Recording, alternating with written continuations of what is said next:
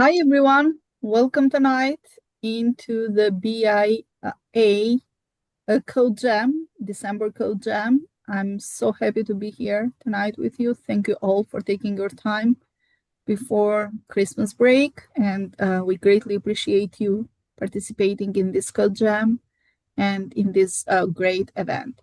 My name is Eralda Nazarko. I'm the cybersecurity lead mentor for the externships here at TripleTen. And also, I have a lot of experience. My field is in cybersecurity mostly, but I've been a host for other code jams from different programs here at TripleTen.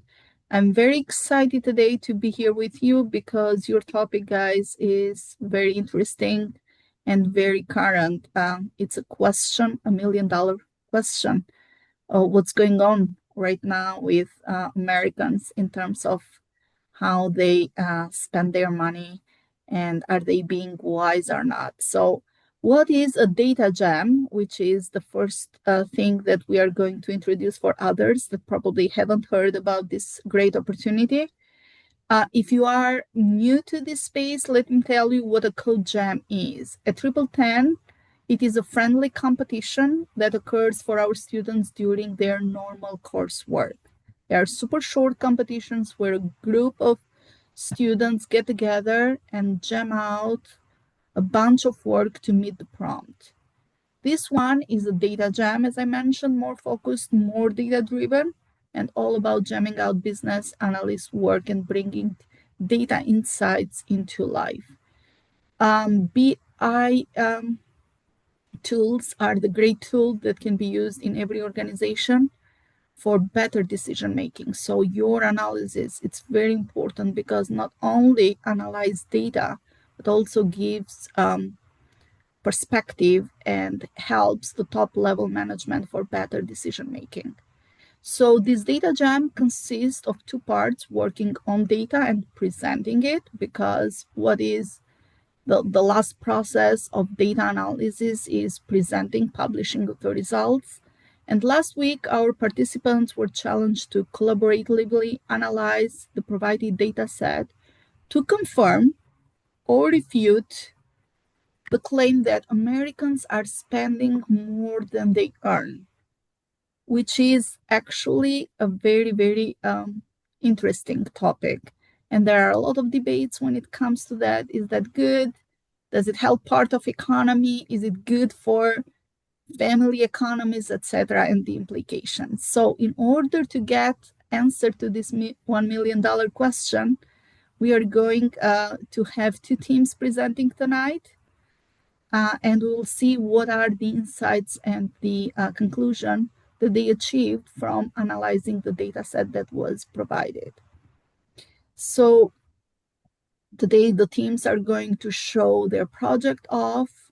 Then our judges will review them next week, and the judges will be evaluating both the data part and the presentation.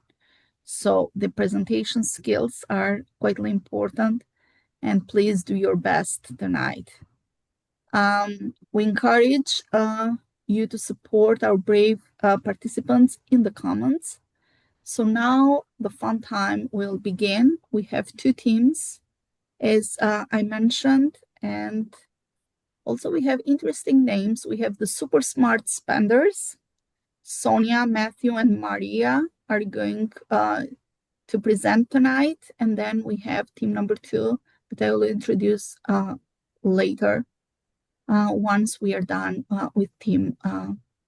I wouldn't call them team 1 because they have a name, super smart spenders. So also at the end, I will ask them a few questions based on the experience and what did they get out of this great opportunity. Please, team super smart spenders, now it's your time. Thank you. Thank you very much. So we are the super smart spenders, and we were asked to research the question whether Americans are spending more than they earn. And after careful analysis, we concluded that yes, in fact, Americans are spending more than they earn. And my name is Matthew Schneider, and my teammates Maria and Sonia are here to help prove this point. So I'm going to have Maria jump right into the data to kick us off and to get off with an exciting start. So take it away, Maria. So, hi everybody. We often hear headlines claiming Americans are overspending and living beyond their means. We have analyzed the following key indicators: personal saving rate, real disposable income, personal consumption expenditure, inflation rate, and credit card delinquency rates from 2015 to 2025 to show how purchasing power has changed and how that change has impacted households' saving and spending behavior. To help answer whether Americans are spending more than they earn, this part of the analysis focuses on income versus inflation. We intentionally used 2019 as our baseline because pandemic era data is distorted by stimulus payments, lockdowns, and temporary policy effects. Using 2019 allows us to make a more realistic comparison of household financial pressure before and after COVID. To do that, I indexed both real disposable personal income and inflation to 2019, setting the year equal to 100. And this let us compare how much purchasing power income has gained or lost relative to how much prices have increased.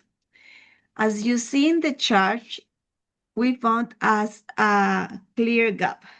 Since 2019, income has increased by about 15%, while inflation has increased by roughly 25%. In other words, prices have risen significantly faster than incomes. And this means that even though Americans are earning more in nominal terms, their purchasing power has declined. Households now need to spend more money just to maintain the same standard of living they had before the pandemic for essentials like housing, food, transportation, services. So when we ask whether Americans are spending more than they earn, this helps us explain why that narrative exists. It's not necessarily because people are choosing to overspend, it's because income growth hasn't kept up with rising costs. As a result, households are under pressure and spending increasingly exceeds what income alone can comfortably support. When income isn't enough to keep up with inflation, households have limited options, and that's where credit cards and debt comes in. So this is what exactly is gonna Matt is gonna walk us through next. Go ahead, Matt. Thank you. Very much, Maria. Okay, so at the start of the pandemic in 2020, there was a dramatic increase in the savings rate, likely due to households being overly cautious during an economic downturn, less opportunity to spend due to closed businesses, and savings of the government stimulus checks. As the charts show, just as the savings rate spiked to high levels in 2020, credit card delinquencies surprisingly dipped to dramatically low rates. Usually in recessions, unemployed workers stop making on-time credit card payments. However, during the pandemic, credit card delinquencies declined, likely due to forbearance programs and higher than usual unemployment insurance payments. In 2022, after the pandemic, government assistance programs ended and the bill for everyone became due, as not only did the savings rate decline, but delinquencies on credit cards started to increase to high levels not observed since the 2008 Great Recession. The rise of credit card delinquencies is a direct result of a rise in aggregate credit card debt, and with less money saved, Americans continually find it hard to pay off their debts on time. Delinquency rates only started to flatten in the most recent 3 quarters of this year, 2025, possibly suggesting a reversal of this troubling trend of financial hardship. However, don't get too excited because revving up on our next slide is more troubling data. Auto loan delinquency rates still continue to rise, and now at the end of 2025, according to the Federal Reserve Bank of New York Consumer Credit Panel, more Americans are late on their car payments than at any other point in the last 15 years. This is a result of higher auto prices requiring more borrowing to finance vehicle purchases. Larger amounts financed, along with higher interest rates, cause monthly payments to rise substantially, which contributes to increased financial pressure on Americans, forcing them to continually worry about this debt and leaving them with less and less money to save. Of course, this is also evidence that Americans very well could be spending beyond their means, and Sonia will look further into whether, in fact, Americans are overspending. So take it away, Sonia. Thank you, Matt. This is me, Sonia. I have this chart of personal saving rate. So this chart shows what percentage of income Americans save each quarter. The dash line is at 21% is our historical average, our benchmark for normal saving behavior. And when we see the chart, the dramatic spike in 2020 was COVID.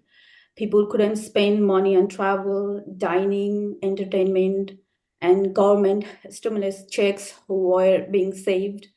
Economic and uncertainty made people caution. This was not normal. So in 2021, once lockdown ended, saving crashed at 7.40%, the lowest point, as people spent their pandemic saving on pent-up demands. Current reality is today Americans save around 15 to 17%, consistently below the 21% historical average, as we can see in the chart. This means less financial cushion than before. From this chart, Americans are saving significantly less than historical normal. And the other chart we have is the income and spending gap. So the blue line is the income, the red line is the spending. The green area at the bottom of the bottom chart shows the financial cushion between them. So before 2020, before the pandemic, income stays comfortably above spending, like healthy gap, healthy savings. But in 2020, stimulation caused income to spike while spending dropped, creating that massive green block you can see. So the critical trend of last 4 years, the red line, which is spending, is rising faster than the income, and the two lines are converging, getting dangerously close. The green cushion is deflating rapidly. So by 2025, we are back near 2015 levels, but with less cushion. So the warning sign is in 2024 and 2025, both income and spending are falling. But look, the gap keeps shrinking. Americans are maintaining spending levels despite declining income, right? So Americans have dramatically less financial breathing room than they did 5 years ago. So together, these charts reveal a clear pattern. Americans were saving less and living closer to their financial aids. The pandemic temporarily masked this trend, but as the green cushion shrinks, it's clear that the gap between earning and spending is closing. So, supporting the claim that Americans may indeed be spending more relative to what they earn. Matt. Sonia, so to conclude, the data did confirm our prediction that Americans, in fact, spend more than they earn. Inflation has outpaced income growth, resulting in a reduction of purchasing power that explains why there is an increase in overall spending, even without an increase in consumption rates. Americans are relying on credit to cover these increased costs, as current credit card and auto loan delinquency rates are at near record highs. This further proves the unfortunate truth that Americans have not saved enough money to pay off their high debts and continue to spend more than they earn. Thank you very much for your time today. We enjoyed this presentation very much, and now it's time to turn it to the audience. If you have any questions, we are happy to answer them. I don't have any questions, but I wanted to say great job, guys. You did a great job doing the story. You know, there is a clear story to what you're trying to convey. Great job. My My presentation is different. My teammates are not present, so I had to do everything by myself. And yeah, I pre-recorded a video, and I think Denise is about to play it. All right. Yeah, before we go there, can I ask some question, Denise? Yeah, sure. Yeah, okay. So guys, this is a topic that I really enjoy. But out of all the analysis that you do, can we compare COVID and post-COVID in terms of if the Americans are spending? What are two key components in your analysis, two key factors that we need to consider? Because we are considering COVID, which is not a normal time, and we are considering post-COVID, which significantly it's normal routine. It's a normal time in terms of what people usually do. So what are two elements that you can distinguish out of your analysis in order to compare two different time frames? Yeah, I think at the beginning when I compare inflation and also income, we base the analysis from 2019 because it was before the pandemic happened, and compare 2019 with 2025, income has increased 15%. But in 2025, the inflation has increased 25%. So right there, we can see a big gap where income is not enough to cover like the normal living. Maybe people are not buying more things, but to buy the same that they used to buy, they need more money. So I think that's like we also didn't take into account 2021 to 2022 because it was a transition period. And now in 2025, we are more like normal, let's say. And then what? I'm sorry, Maria, were you done? Were you done or? Yeah, I was. Yes. I would say one other distinguishing issue was the car purchases, and that was why I came across that. Only recently have the delinquency rates on auto loans been so high, which suggests that much less cars were being purchased during COVID versus now. So now more cars are being financed in a more normal time, and since more auto loans are being taken out, more being defaulted on as well, versus during the pandemic when there were the auto loan delinquency rate was much lower because there were much less car purchases overall. Thank you, guys. I think you answered my question. Sorry, I was Yes, going Sonia. to. Sorry. So from my point of view, like that distinguished reason, because before the pandemic, you mean to say if there is no pandemic, then what's the difference, right? If I'm right. So I think the purchasing power of the people, like if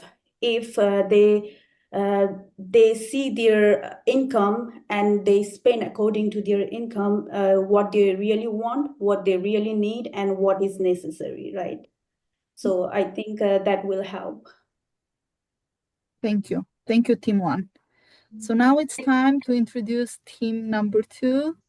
Olga just mentioned that she's the only one present today, but team number 2 has 3 team members as well: Juan, Rana, and Olga, which is present. And please, Denise, if you are going to share their pre-recording presentation, and Olga at the end is going to introduce the analysis that she has done with data, which I think it's going to be very interesting.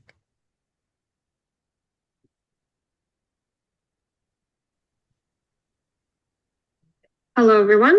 My name is Olga Wagner. I'm a student at TripleTen, and today I represent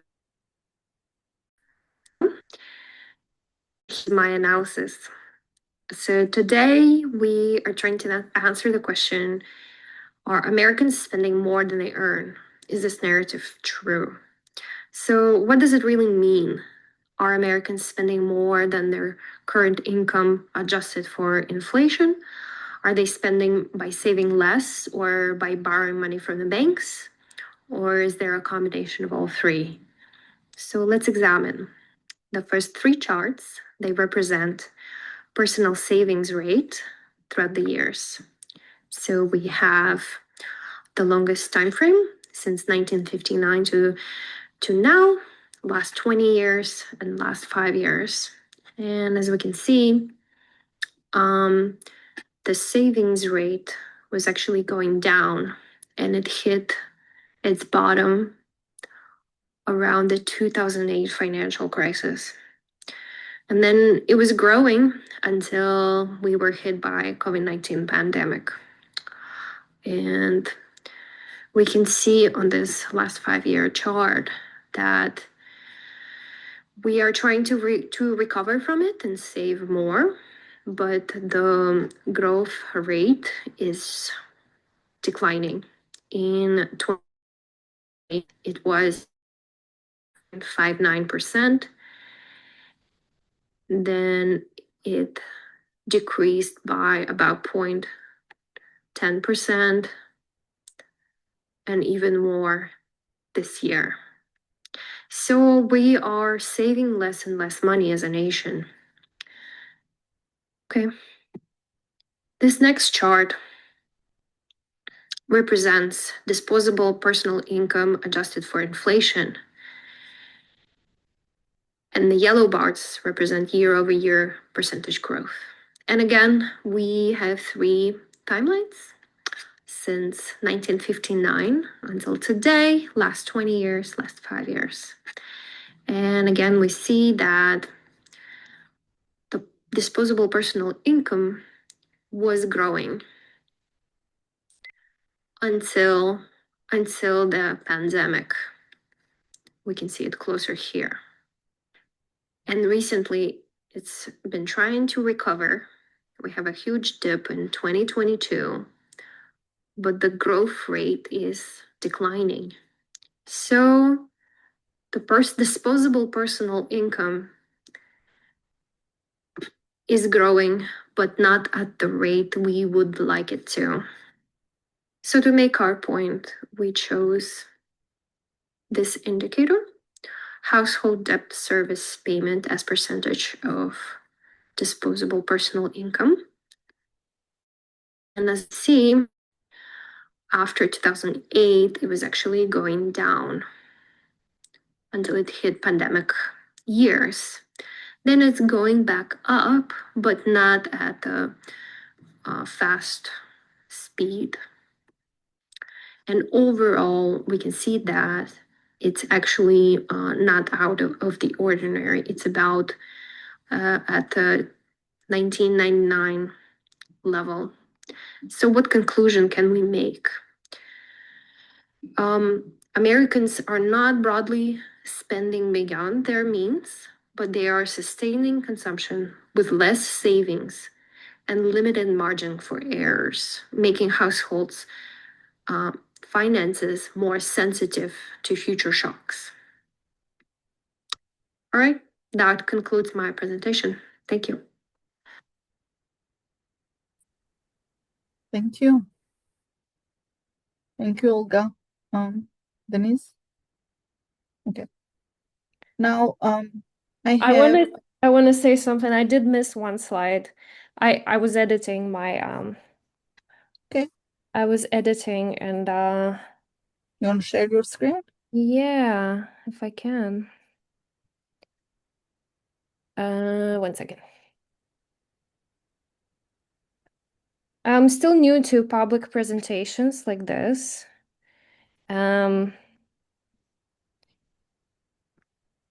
So, okay. Are you seeing it? Yes. Yeah. Okay.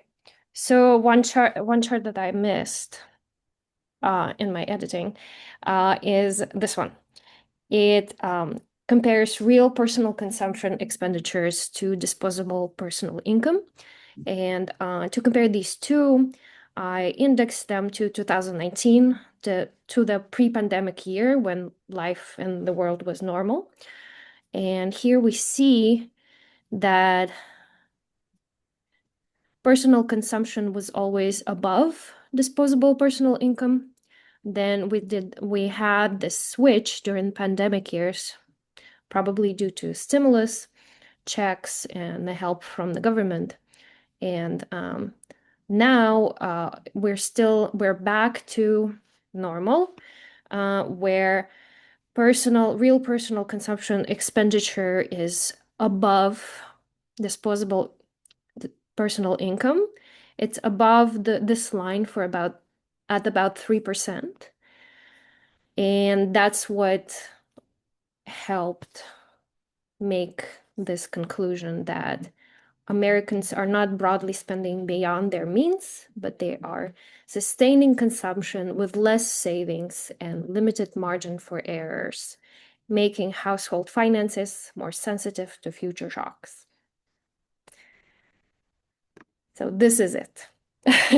Thank you so much, Olga. So does anybody have a question for team number 2 before I continue with some questions that I have?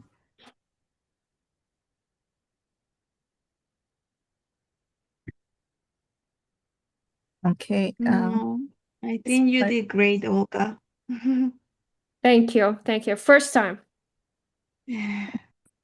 First time, it's great. It doesn't show that it was. Analysis of the data is good. Say again. Analysis of the data analysis is good.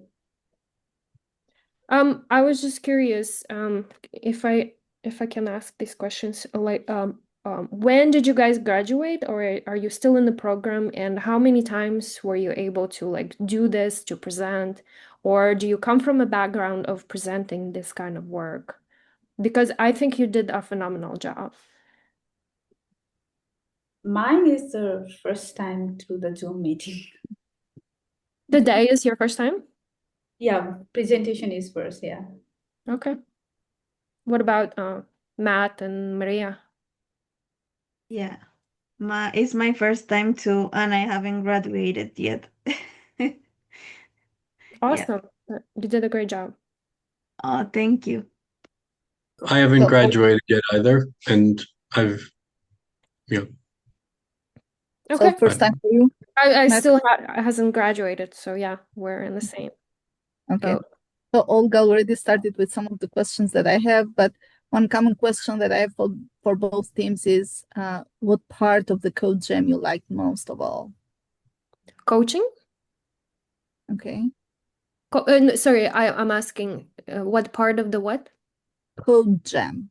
Code Of jam. this, yeah, Oh, of this I think activity. it's great. I think it's challenging. I'm still learning, I just finished sprint 5, and Okay. I'm still in the process, and this is a great way to practice all of these skills, and I would really appreciate like detailed feedback, and I would love to see guys's analysis to see their train of thought and how they approached it, because while I do love all the instructions on TripleTen, I think it lacks real world examples. Mhm. And this, the code jam, and there are other activities.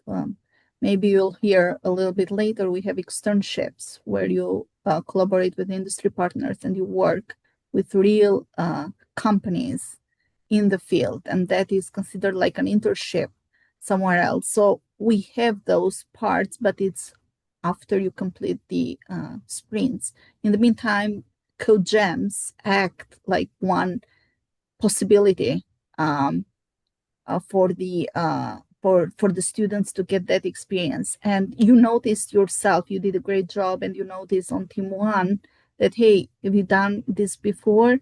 These code jams are a great opportunity, and you can participate in other code jams in the future. A great opportunity. The question, this I mentioned even before, it's a $1 million question. What's going on in American household right now? And having the possibility to have and analyze real data, you are doing something practically. It's not just sitting on the sprints and learning some concepts. You are really analyzing. And I'm very I'm very happy with both the presentations that you guys did, because your analysis and your presentations was very professional. I deal with students, undergraduate, graduate on daily basis, so BIA students as well, and I teach business intelligence myself. So you guys did a really good job. And I mentioned the job that you are doing during this experience at TripleTen, during Code Jams, and what you are going to do in the future is helping the top level management of the organizations that you are going to work. So your work is going to be validated by the top level management of the organization. And you are one of the most important chains in the overall organization with the analysis that you are going to do. Now, one question that I have for Team One is, how did you find the experience of working together during these 6 days?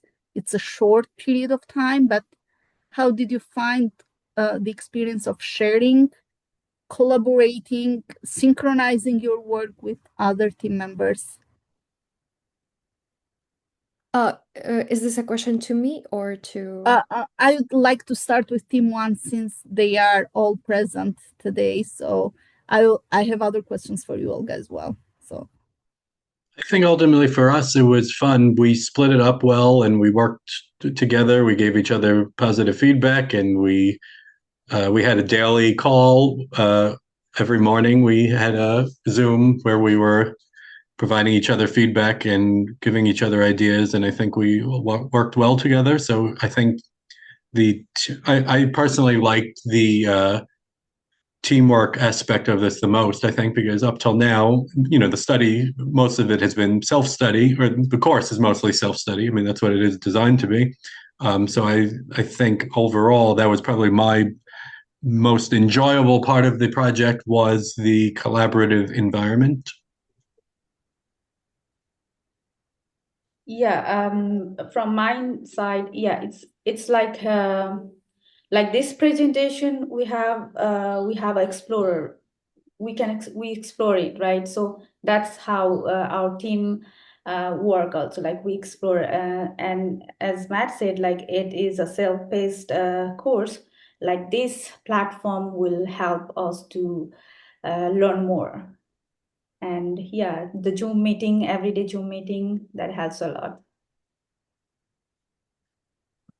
Yeah, and in my experience, I really enjoyed to working with them because we all were very responsive. We worked together, even though we split the parts. We gave us each other feedback and tried to make it like very like to come with something that feel like we did it together and not split the work. It looks like we all did it in like together and not split it because we gave us feedback. And I also appreciate that they were very responsive and that we worked together and we got along well. thank you, guys. Thank you.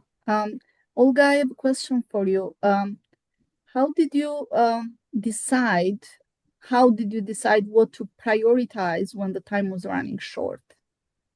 I mean, how did you make the decision? Hey, what is the most important thing that I need to focus on this project?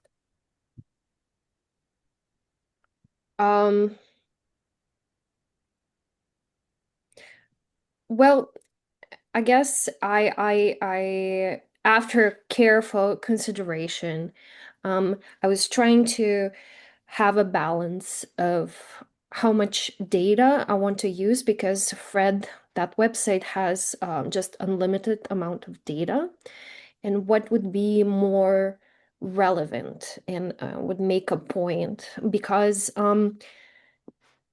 in my view, correct me if I'm wrong, like credit card delinquency rates, for example, don't reflect the economy overall, and how much people are spending or saving. Because for example, myself, I I never go delinquent on cards. I always pay them off, but that doesn't mean I save a lot of money.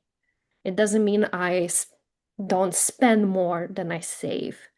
So I guess I came to the conclusion that household debt service payment as a percentage of your personal income would be a better indicator of how much debt people have, because I guess the logic is the debt is something that prevents people from spending or from saving.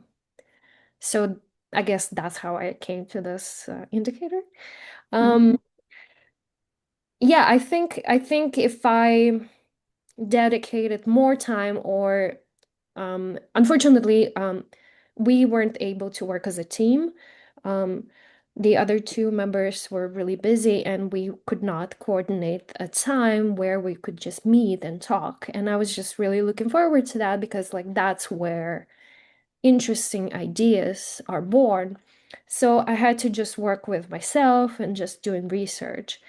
And yeah, and I think if I spend more time on this project and actually committed to exploring more data, that the outcome would have been a little different. But I specifically chose to focus on just a few indicators to make a point. Thank you. Thank you.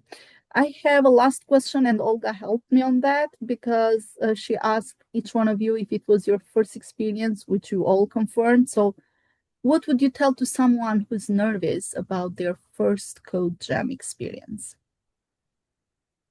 How would you motivate a new student to participate in this experience? And what did you get out of it? Yes, I would encourage them to, because it's a good resource that you post past ones on YouTube. So first of all, I would recommend they watch a few prior ones to put them at ease, to see that it's anyone can, if with enough practice, you should be able to handle it. No one's necessarily super polished or super professional on their first go ahead, but if you just don't hesitate and you practice enough with your team, you should be confident and capable of doing it, and it will ultimately be a fun experience that gets you motivated to do more presentations later in life.